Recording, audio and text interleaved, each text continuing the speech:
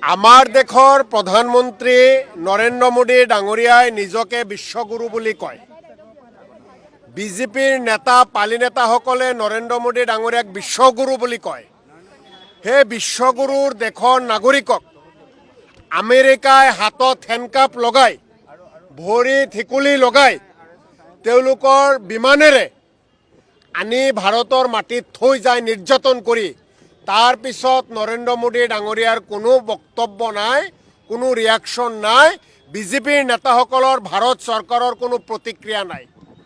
যিদিনা ভাৰতৰ মাটিত আমেৰিকাৰ বিমানৰ জৰিয়তে ভাৰতীয়সকলৰ হাতত হেণ্ডকাফ আৰু ভৰিত ঠিকুলি লগাই দি থৈ গৈছিল, সিদিনাই সমগ্ৰ ভাৰতৰ মানুহৰ মন প্ৰাণ হাহাকাৰ কৰি উঠিছিল আৰু প্ৰতিজন ভাৰতীয় মানুহে লজ্জাবোধ কৰিছে। প্ৰতিজন ভাৰতীয় মানুহখিনিক অপমান কৰিছে আমেৰিকাই। ডোনাল্ড ট্ৰাম্পে ভাৰতীয় মানুহখিনিক অপমান কৰিছে। আমেৰিকাৰ ৰাষ্ট্ৰপতি ভাৰতীয় মানুহখিনিক নিৰ্যাতন কৰিছে। কেৱল সেইকেইজন মানুহৰ হাতত হেণ্ডকাফ লগোৱা নাছিল আমেৰিকাই, প্ৰতিজন ভাৰতীয় মানুহৰ হাতত হেণ্ডকাফ লগাইছে। তাৰ পিছতো নৰেন্দ্ৰ মোদী ডাঙৰীয়া ভাৰত চৰকাৰে কোনো ব্যৱস্থা নলয়। আমি ভাৰতীয় জাতীয় কংগ্ৰেছ দলে আমেৰিকাক ভয় নকৰোঁ, ট্ৰাম্পৰ ৰঙা চকুক ভয় নকৰোঁ, কিন্তু নৰেন্দ্ৰ মোদী ডাঙৰীয়াই ভয় কৰে।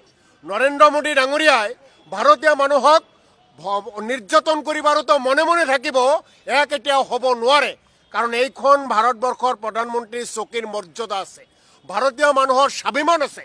ভাৰতীয় মানুহৰ স্বাভিমানক কোনোবাই যদি আঘাত আনে, ভাৰতীয় মানুহৰ কোনোবাৰ সন্মান যদি হানি কৰে কোনোবা বিদেশী ৰাষ্ট্ৰই, সেয়া ভাৰত ৰাষ্ট্ৰই কেতিয়াও বহি নাথাকে।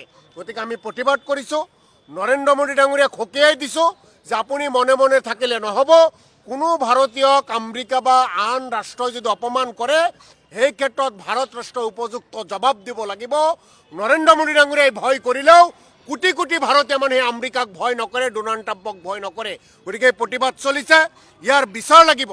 আমেৰিকাক জবাবদিহি কৰিব লাগিব ভাৰত চৰকাৰে। নৰেন্দ্ৰ মোদীয়ে ডোনাল্ড ট্ৰাম্পক বন্ধু বুলি কয়। আজি তেওঁৰ বন্ধুৱে তেওঁৰ দেশৰ নাগৰিকক নিৰ্যাতন কৰিছে, তাৰপিছতো তেওঁ কিয় নিমাত হৈ আছে? এই প্ৰশ্ন প্ৰতিজন ভাৰতীয়ৰ, প্ৰতিজন কংগ্ৰেছীৰ। কিয় নৰেন্দ্ৰ মোদী ডাঙৰ আপুনি নিমাত? যেতিয়া ভাৰতীয় মানুহখিনিক নিৰ্যাতন কৰিছে, কোটি কোটি মানুহে যেতিয়া ভাৰতীয়ই কৈছে ইয়াৰ বিচাৰ লাগে, কিয় নৰেন্দ্ৰ মোদী ডাঙৰীয়া আপুনি বিচাৰৰ কাৰণে ব্যৱস্থা কৰা নাই?